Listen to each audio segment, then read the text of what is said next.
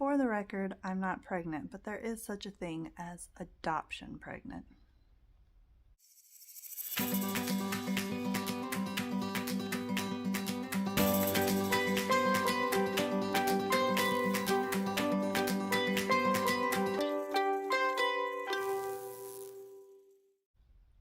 Okay, so this isn't like an official clinical thing. I'm probably willing to bet that most psychologists or therapists or adoption specialists wouldn't even like recognize it as anything. So I've actually tried going online and Googling it and thinking like, hey, maybe other people are going through this. And I've only really found other people going through it, you know, as I talk with people in different social media groups. There are other people that have experienced similar things. So there are a couple different ways when I mean adoption pregnant. Some women actually, after an adoption, when they adopt particularly a baby, sometimes because their hormones are responding to the baby, it will actually kick their reproductive system into gear, and they will get pregnant, even when they hadn't been able to get pregnant before, when they were having fertility issues for years and years and years. Now having that baby there constantly kind of repaired what was wrong. It's really a really cool thing that happens. Another thing that can happen is, again, because having that baby or small child around can kick a woman's body into gear and make the body think that it's pregnant or that it just had a baby. So a woman might start lactating in order to feed the baby, or you might skip a period because your body thinks that, oh, I'm pregnant. So I have heard of that happening sometimes. It's like this false pregnancy thing. What I'm kind of referring to when I say adoption pregnant is just the whole process of the adoption from beginning to afterwards, and how it takes a toll on your body, you mentally, like everything. And even though obviously I'm not pregnant, the tiredness that I feel, the stress, the emotional strain, it's a similar effect. Being forgetful, it's a similar effect as when you're pregnant, and then when you get home. And oh my goodness, when we adopted our daughter Stephanie and we got home from Colombia, I think I was the tiredest I had ever been in my whole life. I had even lost a ton of weight. All my clothes were huge on me and baggy on me.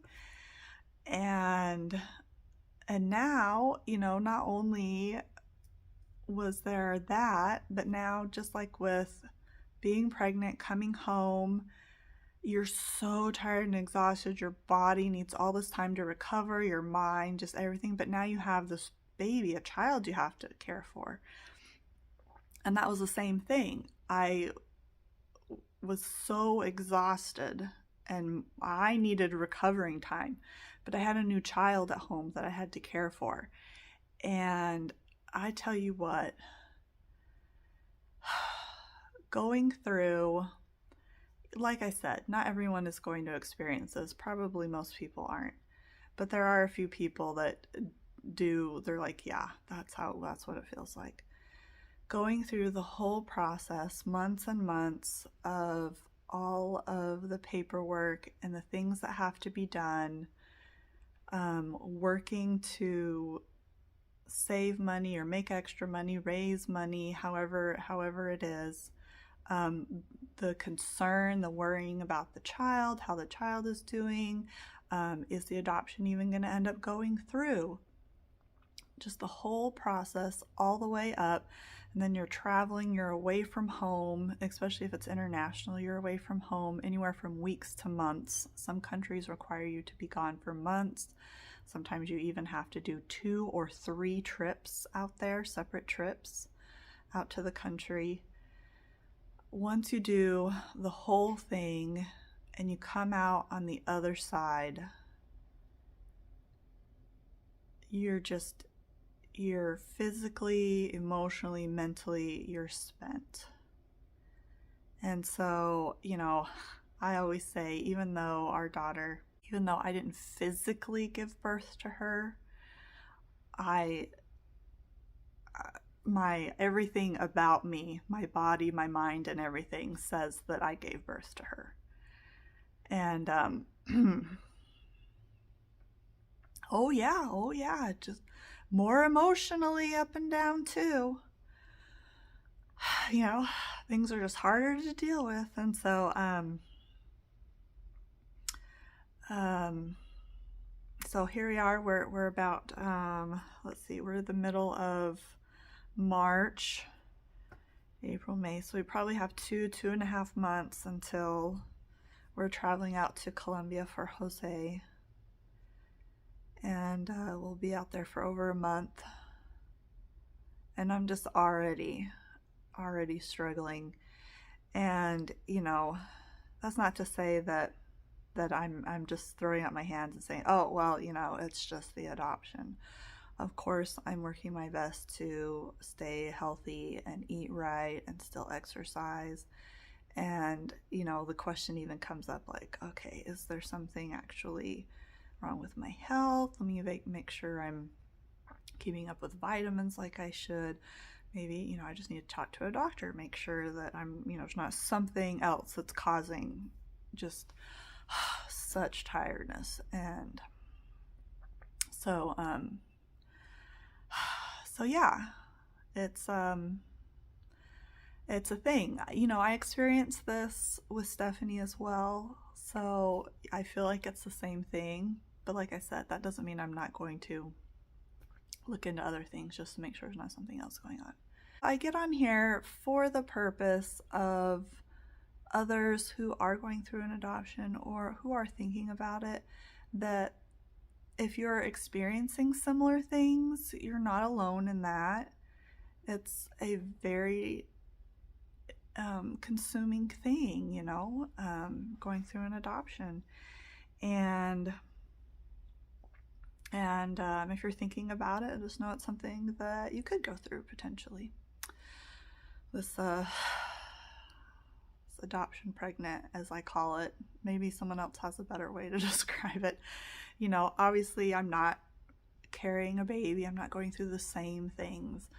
But it's just the anticipation that you go through, the ups and downs, the emotional ups and downs, psychological ups and downs, feeling so stressed and overwhelmed, tired, and all the whole things. So there you have it. Maybe a little update about things. We're still waiting for our I-800. Hopefully within the next week or two that comes through. Oh. That's what happens when you have dogs. Alright, we calmed down the guard patrol. Any little thing, they have to notify us. Okay, so continuing update, waiting for the I-800, and then,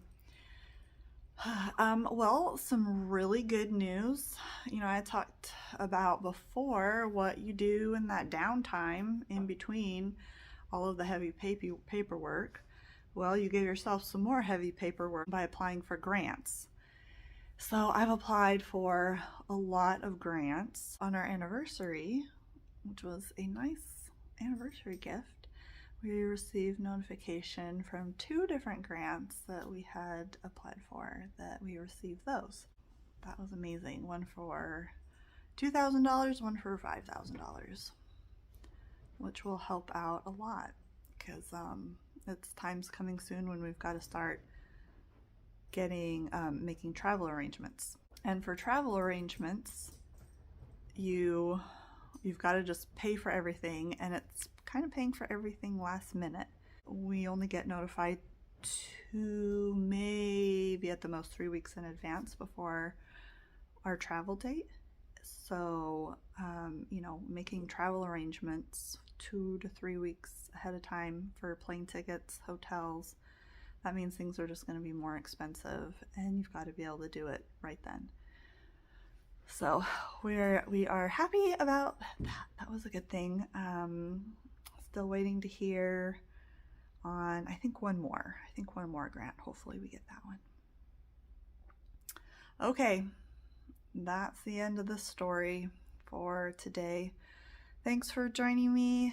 Thanks for joining us as we create our adoptive family. Please share, subscribe, leave comments, all those little things that help so that more people can see our videos. You know the story. It's kind of boring to say, to think about, but you know the story. All right, see you next time. Bye.